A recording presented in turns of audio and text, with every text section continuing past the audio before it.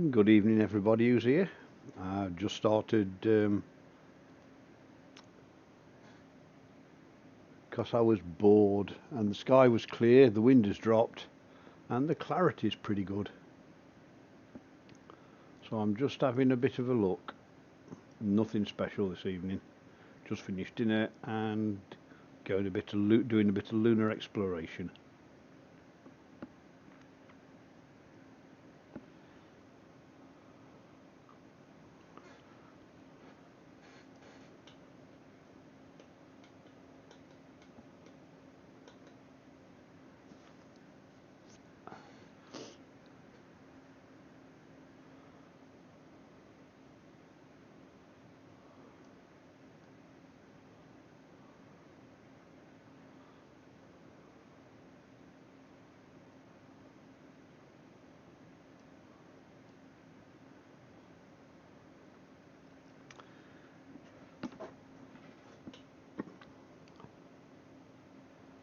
Yeah, the conditions are quite stable outside.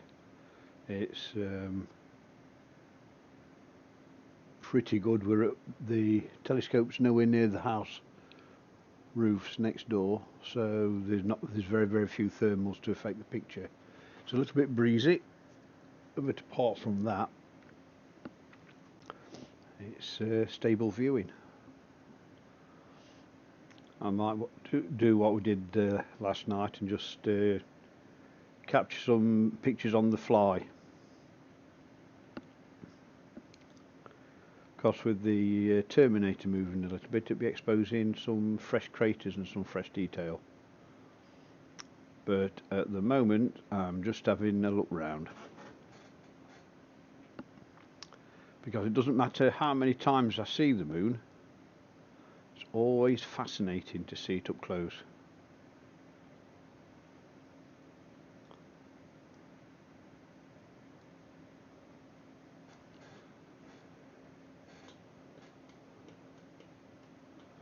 I'm just playing about a little bit with the focus on this bit.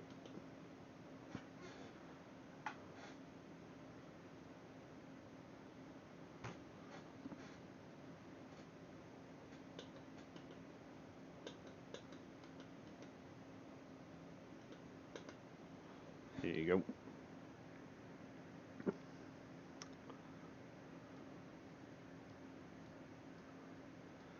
And if you're curious as to see what it looks like from the other telescope, the guide scope,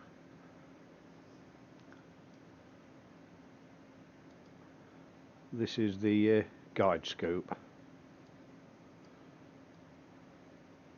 Totally different focal range and a totally different camera. This is a mono camera. It's a QHY 52L. It's a mono camera. The scope that it's on is a 600mm focal length with a 90mm objective. It's a refractor, not a reflector. So it is slightly different.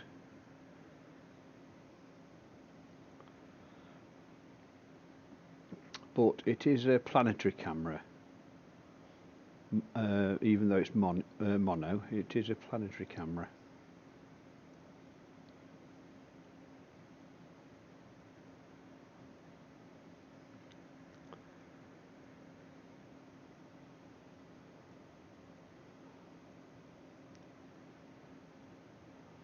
And this is the same slewing speed as what we use on the main camera.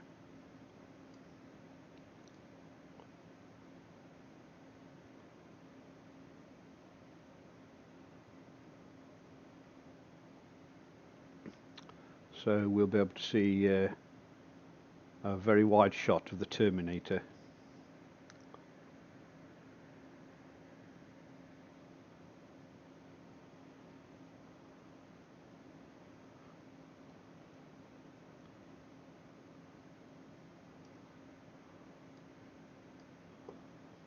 And let's have a little bit of a play with the exposure and everything.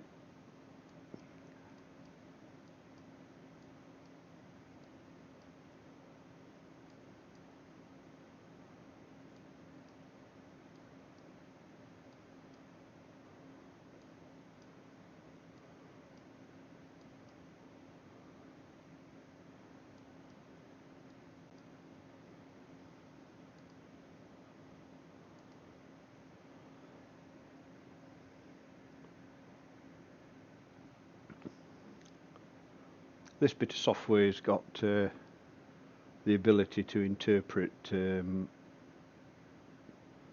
the colour data in different ways. Even though it's a mono camera, it's got the ability just to look at different parts of the spectrum of the light coming in. I don't think it's very useful, but just gives you a different perspective on what we're actually looking at. So we've got user definable ones as well in here, but it's something that I've never tinkered with, but it's just different, just having a look at it in a different light.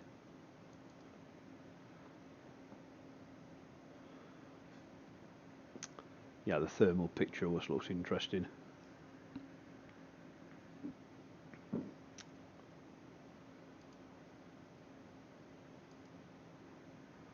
And negative.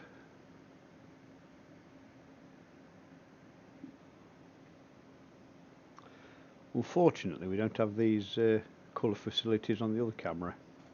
The software's different. So it would be nice just to have a little tinker and a little bit of a play. And there we go, back to normal.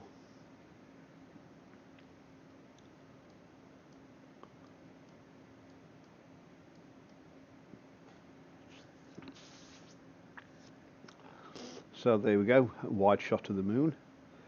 And somewhere around this area here is the central part of the main camera. Put it side by side, let's move that one out of the way. There, look, that bit there is there. So we could actually set this up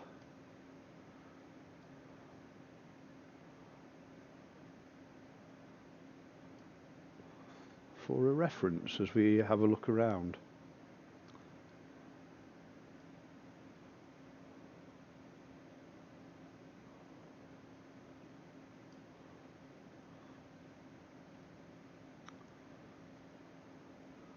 Just looking at that bit there, and we're just coming up to that main crater there.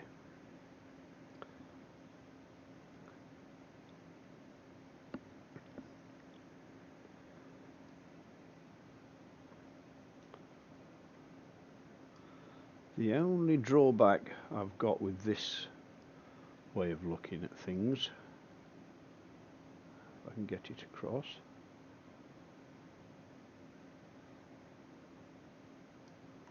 let's see if I can arrange this a little bit more. See if we can get a side-by-side view. There'll be something a little bit different, won't it? Because I'm going to need access to the controls. So if I get that slightly off screen there and bring this across here a little bit, so that gives us the ability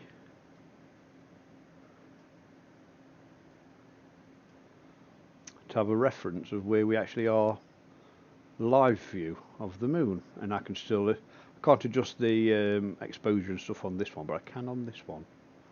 So if I just tweak that a little bit, so we're really in close on that area there. So I think this is just a little bit different from last night. Now see if we can just tweak the focus on that. That is pretty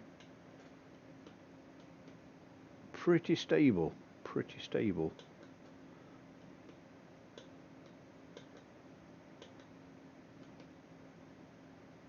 That's not too bad, that's not too bad.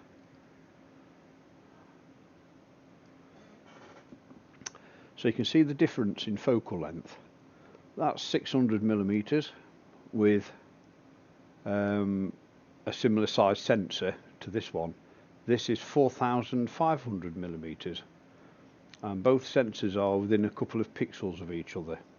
So it just gives you a different perspective on what you can expect from different pieces of equipment. It's the first time I've actually done this side by side, so it's a bit of a first all round. You can see how stable that is compared to that, because we're really zoomed in. Any variance in the conditions are picked up with this one because it's magnified so much compared to that. So, and it's always tempting to tweak the focus a little bit. There we go, look, just a tiny bit. I know what I haven't got on. I've not got the main fan on the back of the mirror just to keep it cool.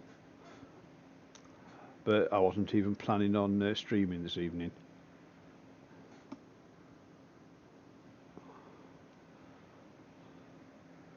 Right, let's just slew across a little bit more. Or shall we go down and have a look at this bottom bit just here?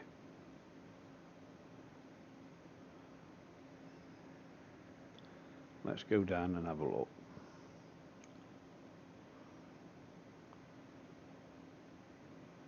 Wondering if I've got a cable snag because of the way it's jumping around a bit.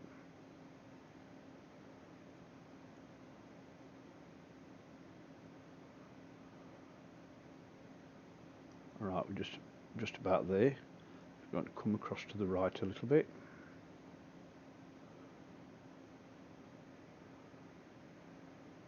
And then continue south.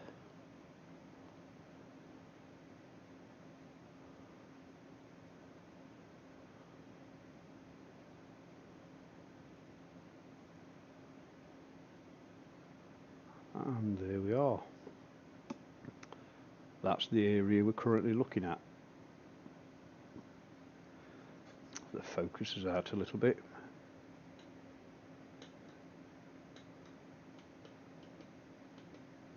There. No, that's not cable snags, that's just a little bit of a breeze, I think.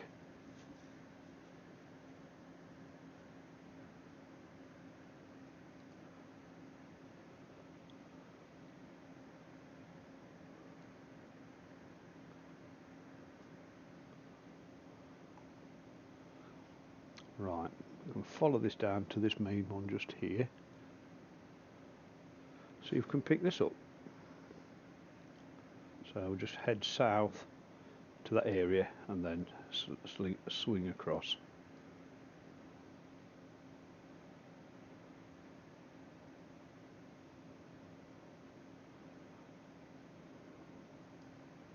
Here we go to that bit.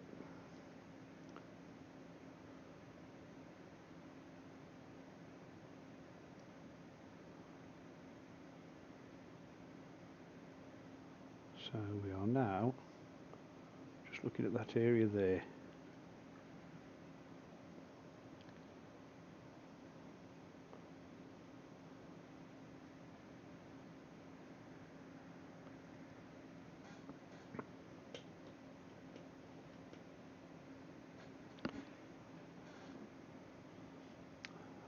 Let's go across to there.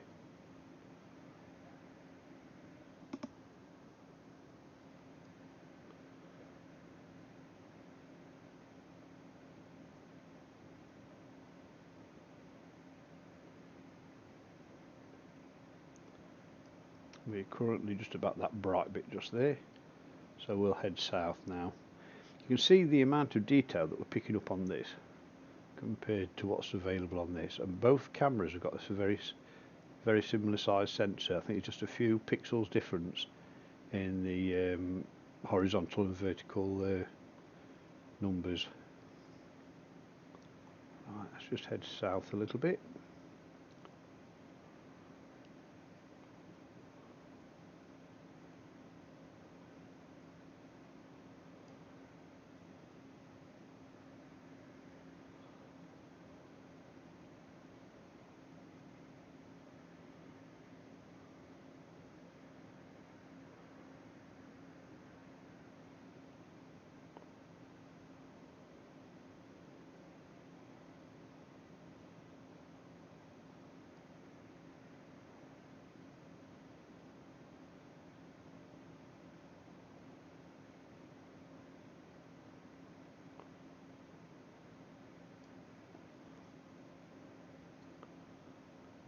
We're currently just here now.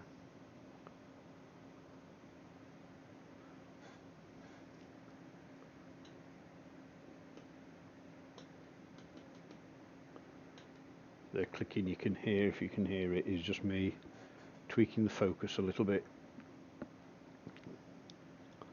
Right, that collection there is that collection inside there. We'll have a look at that one there, I think.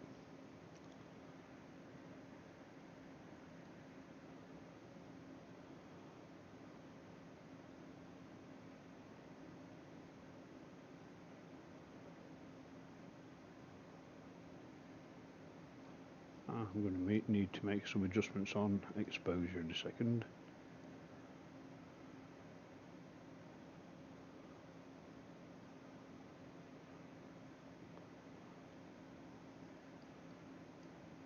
And that collection just there is that bit just there.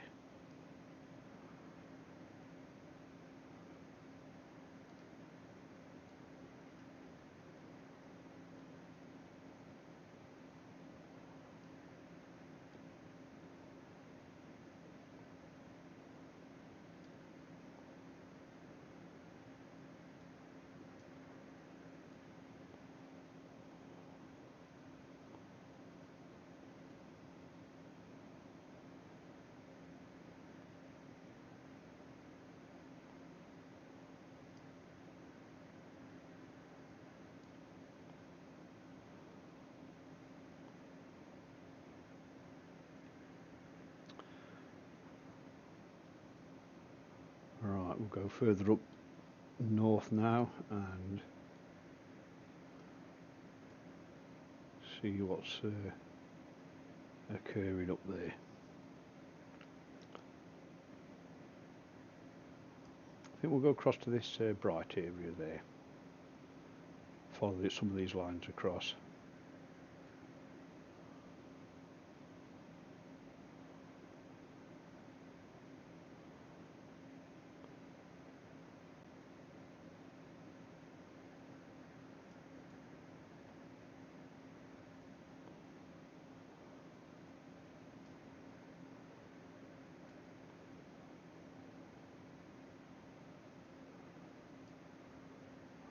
There we go. With it being so bright and so close to the front facing edge towards the sun, it washes out all the details. So no matter how you tweak, you're not going to get the crater walls and the ridges. Well, I'm not yet. Like I say, I'm only just getting to grips with this new camera. So there might be something I'm missing at the moment, but tonight is just a non-event. This is just an evening's viewing.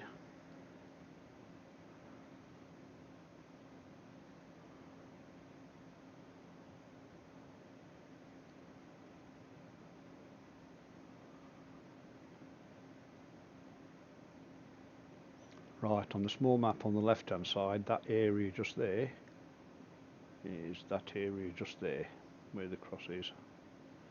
We're going to head to that and then cut across back to the left.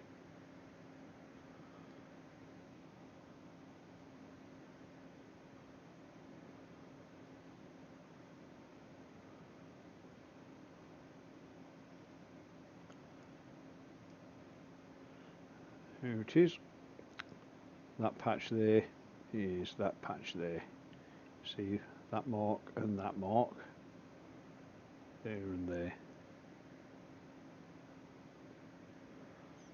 Tweak the focus a little bit, sorry, the exposure a little bit. See if we can pull any extra data out of there.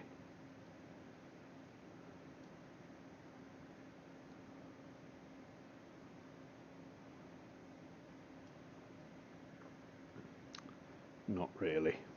Right, let's head west and get to where all the more contrasty stuff is, where all the better details on the craters are.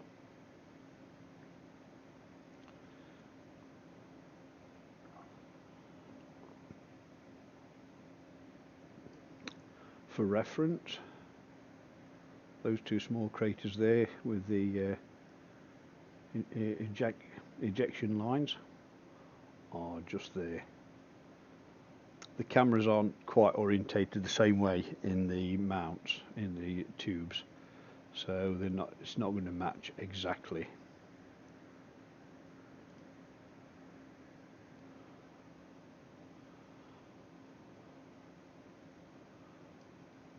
This bright spot just here is that bright spot just there.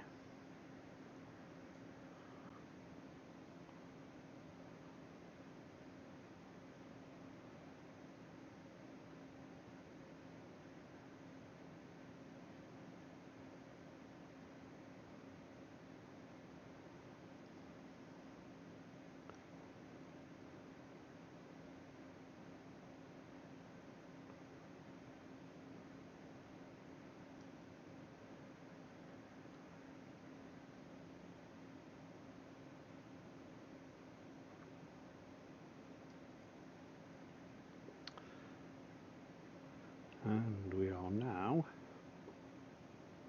just there on the left map, on the left view.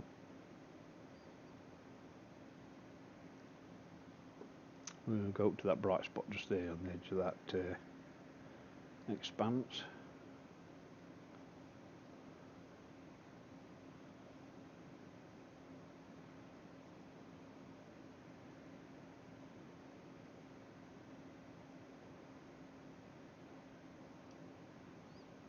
The current view just there, and there's a bright crater just there on the edge. Just going to have a tweak on the focus, see if we can bring anything else out of it, and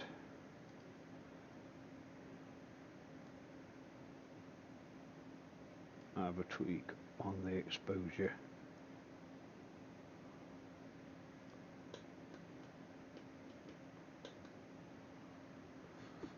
A little bit over the top.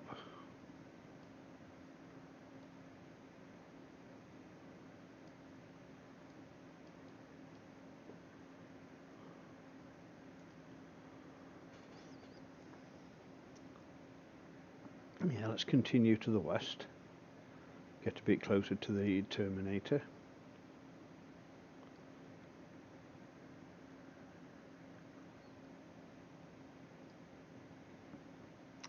Have a look at that one, see if we can get focus tuned in a little bit.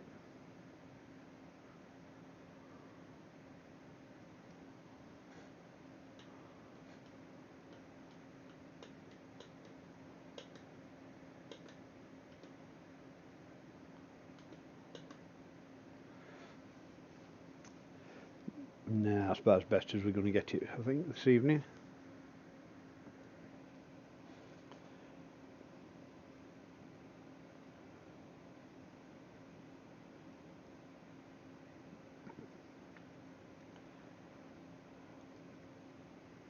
Now there's a mountain range to look at, and look at the difference in scale from that side to that side. That small crater there is that small crater there. Hey Samurai, how going, mate? What do you reckon to this setup? The two views, so you've got a reference on the left hand side with the guide scope, and the same setup we were using last night on the right hand side. A little bit different, don't you think? You see a difference in scale for the how magnified the equipment that we were using last night. You like it? Good, good, good. So I'm trying loads of different things at the moment. I mean, can even try the capture and stacking again at the same time, but we'll only be doing one side at a time. But the view on the left, that crater there that I'm indicating on the right hand part of the screen, is just there under the cursor on the left hand screen, just there. So centre screen here on the main view is about there on the left hand screen. One day I'm going to set the alignments up so both telescopes point in the same direction, but for this evening, I mean, it's just testing things out. So I'm just going to continue going to the west.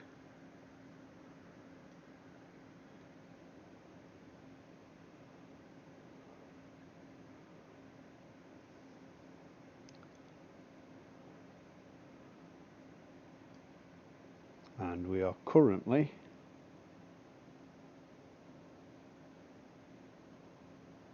I do believe here. So head south to the big crater.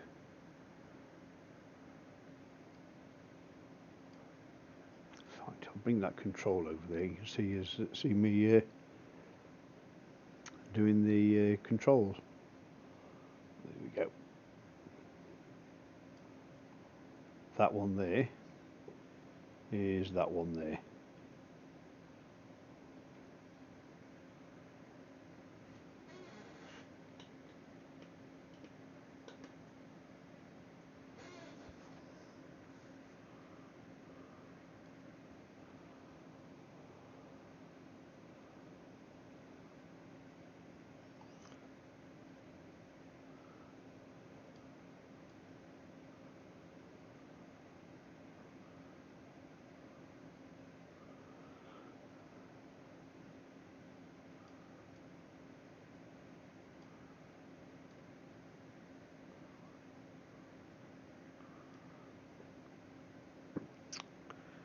There you go. That is a very good demonstration of scale between the left hand side and the right hand side. The quality of the picture is pretty good as well.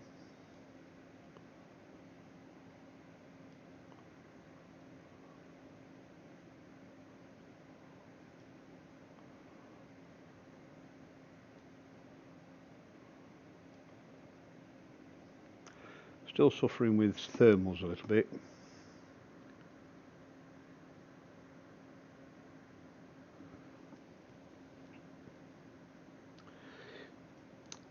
Yeah, I'm just trying different things out, so you can find something that's different for an evening's viewing.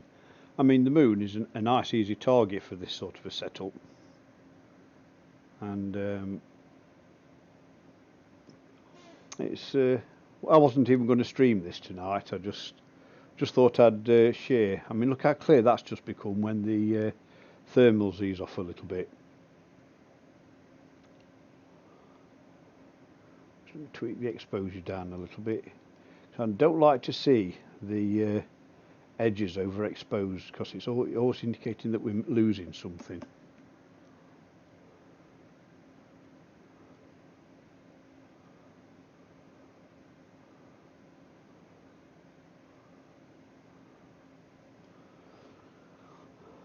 Even though when you do turn it right up,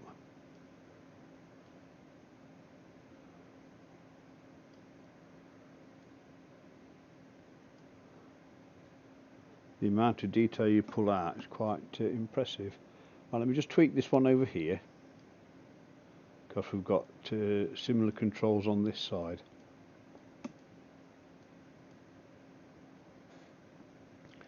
Let's see what we can do with a screen zoom.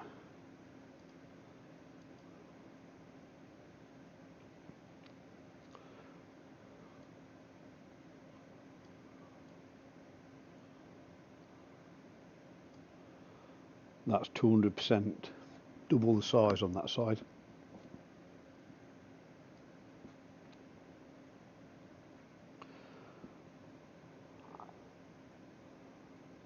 Now I think I like it when it was 100%.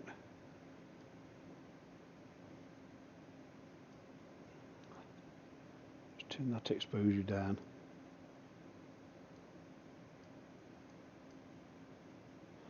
There you go, that's better. There we go. Yeah, it does give you an indication of how deep it actually is. I think that one's about 600 kilometres across, I think. But you can see when the thermals stabilise, the air stabilise, the amount of detail we're picking up on there. Just pull it across a little bit.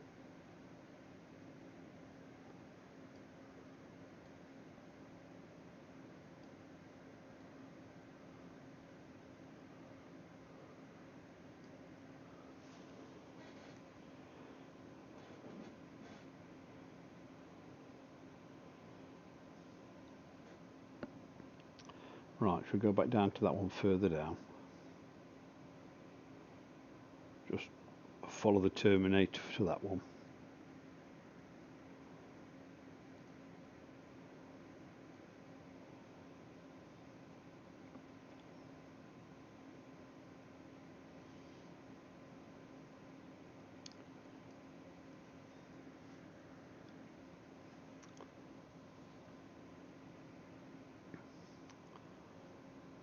Just there.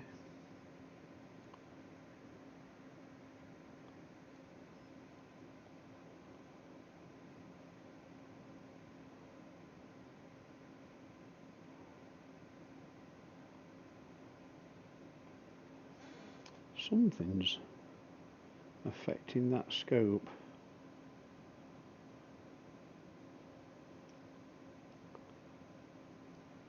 Keeps intermittently bumping there like that.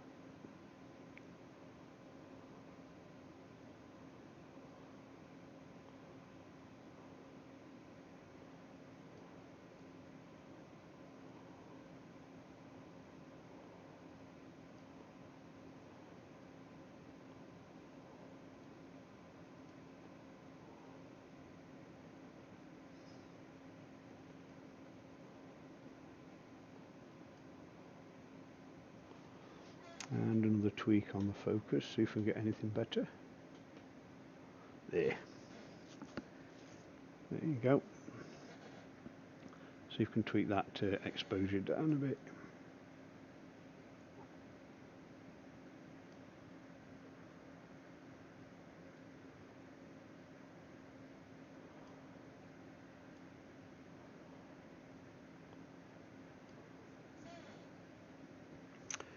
That's a little bit better.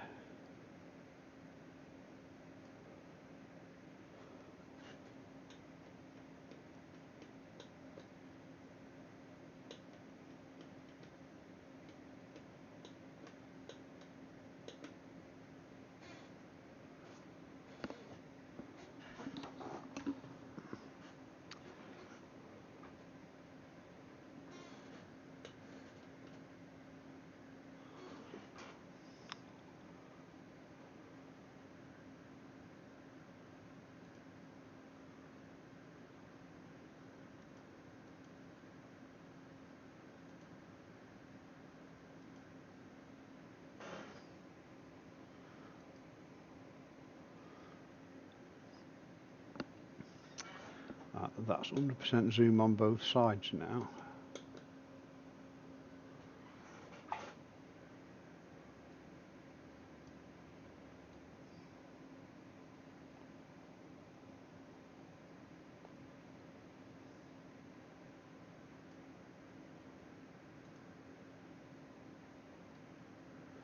Oh, it's gone 10 o'clock. 10:30 my self-imposed curfew this evening.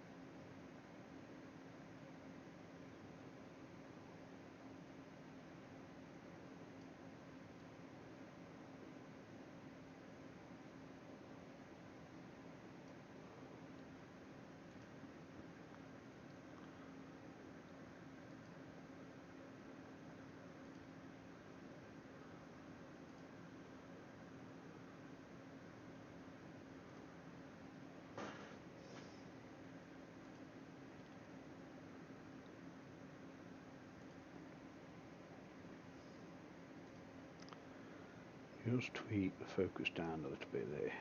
There you go.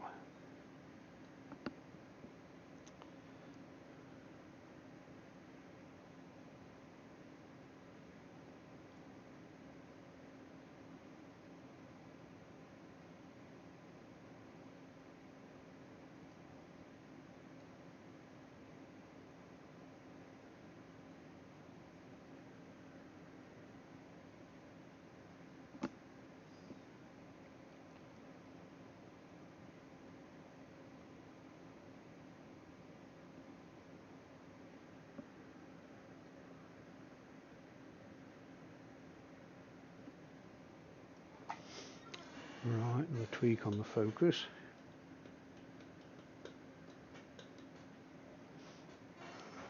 Yeah, we're moving away from the the areas with the best detail.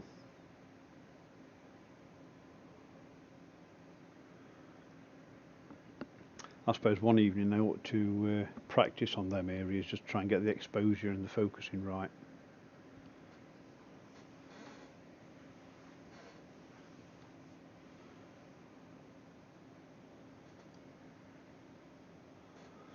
We are currently looking at that one just there, I do believe.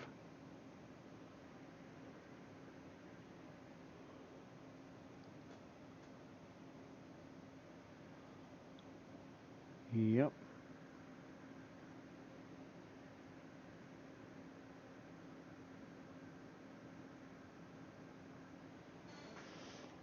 Different parts of the geology of the moon.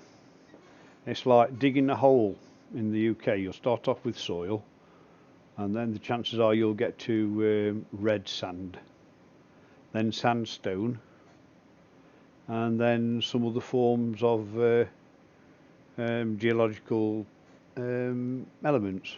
Some probably harder rocks, softer rocks. So it's when there's a meteorite impact, it just throws up whatever's below the surface. And it was that sort of curiosity that led NASA to pick the landing sites. When they did the surveys of the moon, they had an orbiter that was taking photographs and spectral analysis. They look at the spectrum of the light being reflected from the surface, and it would tell them what sort of elements are there. And that helped them pick a landing site.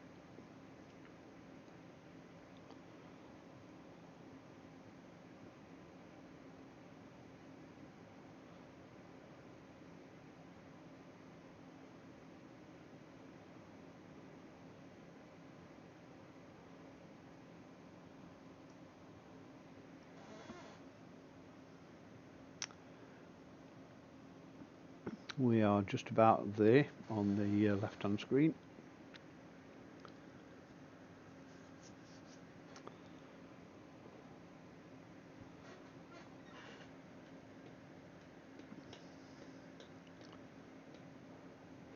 You're actually seeing now what I get up to. Because when I'm not streaming, this is the sort of stuff I play about with on my own. Not necessarily two screens side by side, but just looking round at the different structures, just looking for something that's not normal.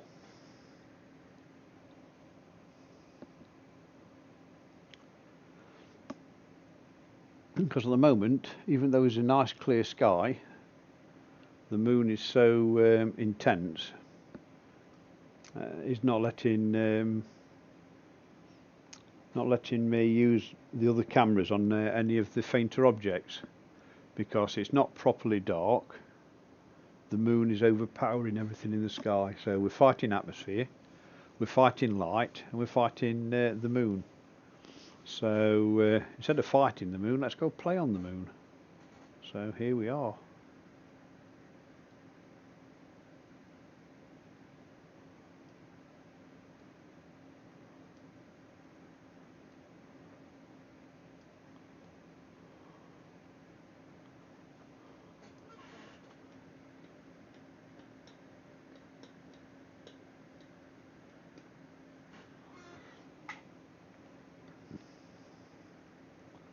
It's the height of lazy gazing.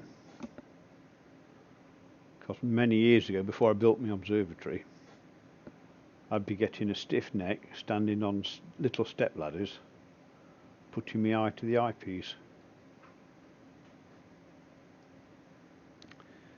Here we go, let's go and have a look at this one. One of my favourite viewing craters this one is, because the detail that we're pulling out with this camera. I'm really impressed with this camera. Move that out of the way so we can see it slightly better.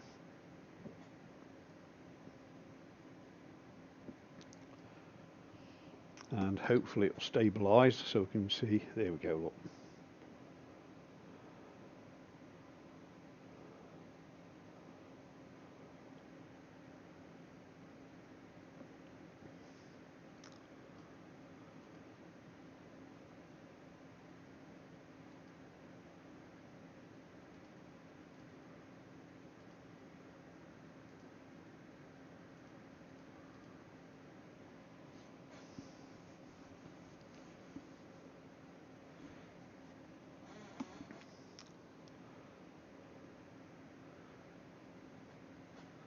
See if we can tweak the focus just that little bit more.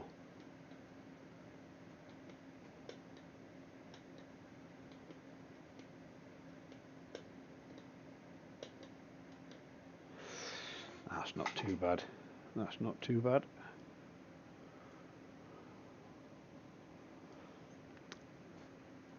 Right, you can quite easily see the effects of magnification. How unstable, that's the word I was looking for, that image is. If I keep my mouse pointer on one particular point there, you can see how much movement there is.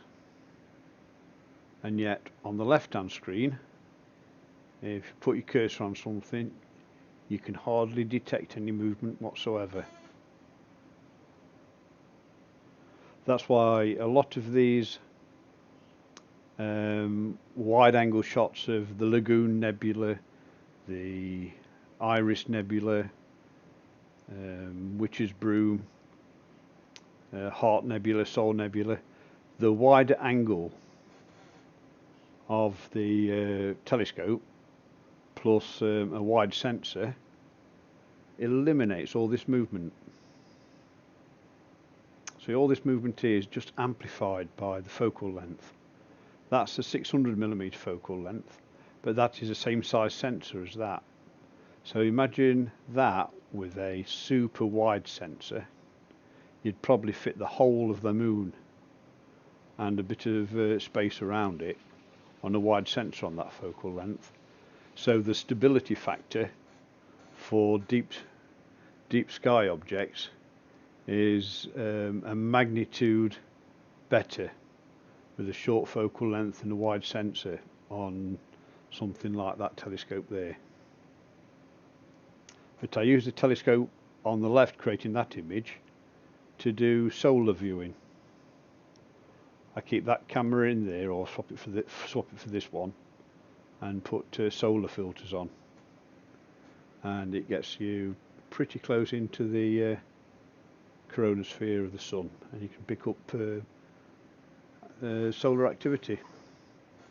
It's not as good as a dedicated solar viewing telescope, but for a dual purpose, something that's used for as a guide scope, being brought into action as a solar scope, it does pretty well. It's pretty versatile, and it wasn't even a very expensive telescope, because the optics are only coated with really cheap coatings on the main lens, and it's just a doublet. It's just two lenses, so it's not anything fancy, no fancy glass or anything, just ordinary coated lenses.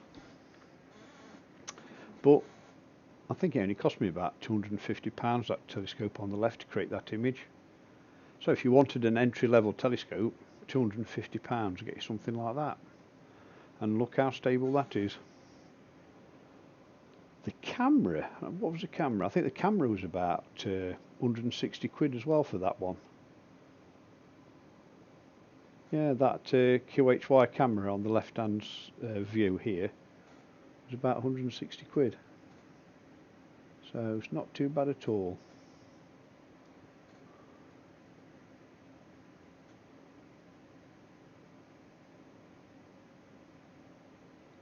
at some point I've got to bite the bullet and strip the mount down and re-lubricate all the bearings. That looks really deep. That looks really deep. Let's see if we can... no, not even overexposing it's going to drag anything extra out on that. If you look at that image there now, how noisy it is, that's using the gain on the camera. Now if I put the gain back down to what it was a second ago and then turn up the exposure, see the exposure, there's virtually a lot less noise. A lot less noise. So it's you're balancing the exposure and gain to get a fast frame rate with the correct exposure without introducing too much noise of using the gain.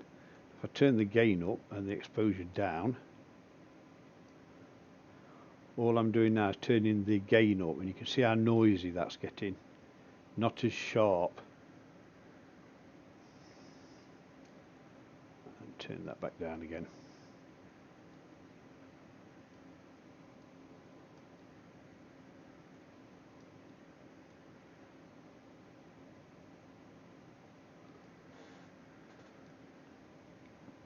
The exposure length, the frame time is 37.1 milliseconds. So the shutter's open for 37.1 milliseconds to capture these images.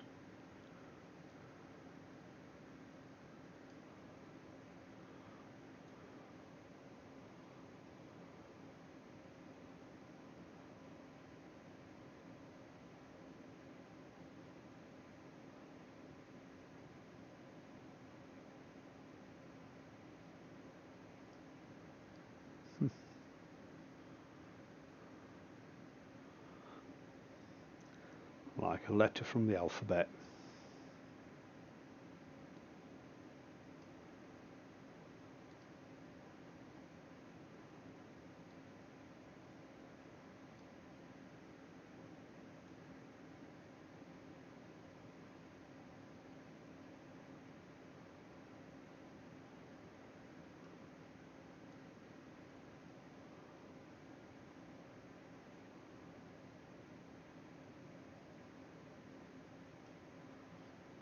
And turn the exposure down to get detail on that.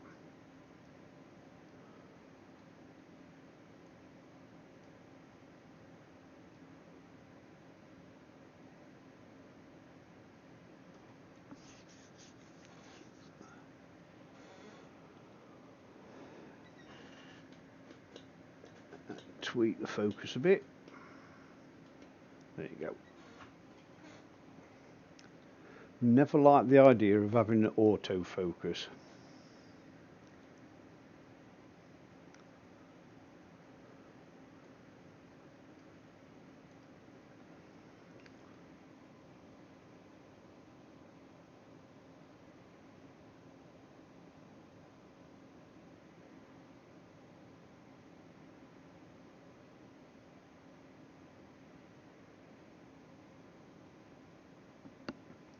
Right, we'll go back up to that section just there. Near that big crater. I think that's Copernicus. Or is that Tycho? Not sure which.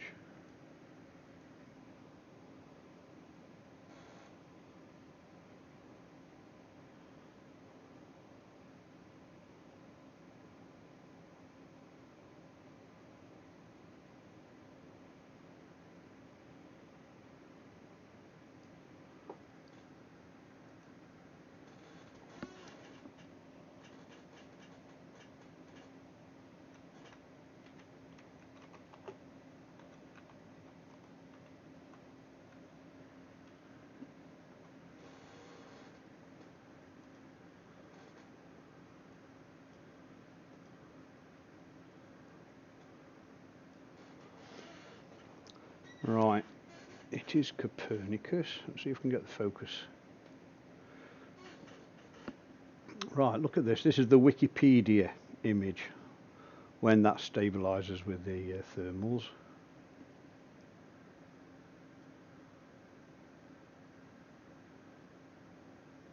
Right, this I'm going to show you an image from the Lunar Reconnaissance Observer. I did have to fill the screen, didn't it? Right, wait till my image settles down.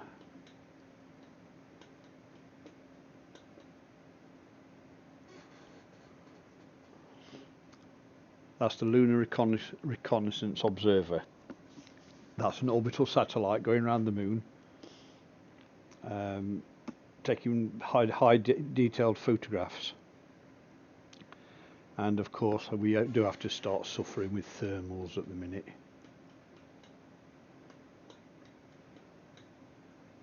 Just when I want to have a look at a side-by-side example.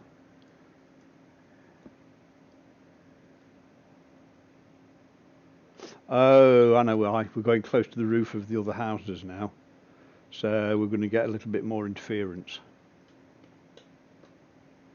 Right, side by side. That's the Lunar Reconnaissance Observer, and this is a 12-inch telescope in Mansfield, United Kingdom. That probably cost a few $1,000,000. This cost a few £100, and I know which one I like.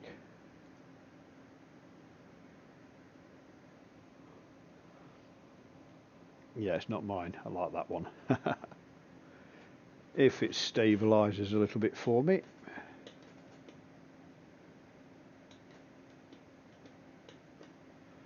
Right, it's coming up to my self-imposed curfew time.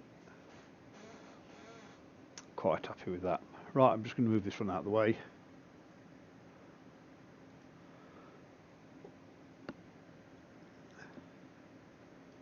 And look how it's stabilised now. I've moved that picture out of the way. Would you believe it?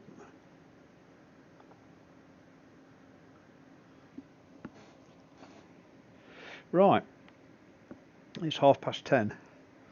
This was not intended to be a stream. This was just going to be a little bit of experimentation on my side, but I decided to do it anyway. And I'm going to bring that picture in again. And of course, when I bring the picture in, it destabilizes a little bit.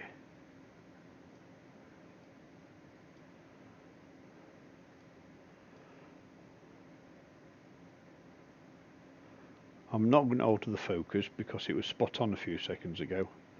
The reason we're starting to lose clarity is the position of the moon is going above the rooftops of some neighbouring houses, so we're catching the thermals from the roofs again.